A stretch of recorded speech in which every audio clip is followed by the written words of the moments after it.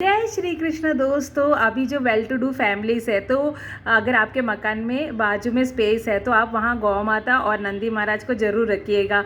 और कहते हैं ना, उनका बछड़ा आएगा, फिर आप उनको दूध आपको मिलेगा। तो वो जो दूध है सबसे पवित्र है और वो अमृत तुल्य है। अमृत तुल्य क्या, अमृत ही है। और जब दूध देना बंद कर दिए तो उनको बेचिएगा मत, आप उनको घर पे ही रखिएगा जब तक वो जी रहे हैं। और अंतिम संस्कार भी आपके घर पे ही होना चाहिए, उनको कहीं भी बेचिएगा मत। देखना आपको इतना पुण्य मिलेगा, आप एकदम संपन्न हो जाएंगे। पता है, हमारे पूर्वज जो थे वो हमेशा गौ माता, नंदी महाराज, इन सबको अपने पास रखते थे। ये एक संस्कार था कि गौ माता, जो गोधन था वो एक धन था। और आजकल तो कोई रख ही नहीं रहा, आजकल तो सब कुत्तों के रख रहे हैं। कुत्ते भी अच्छे हैं, वो भैरव बाबा के प्रतीक हैं, उनको भी रखिए, गौ माता को भी रखिए और नंदी महाराज को भी रखिए। ऐसे रखने से आपका घर भी एकदम कहते हैं ना, एकदम हरा भरा संसार ऐसा रहेगा।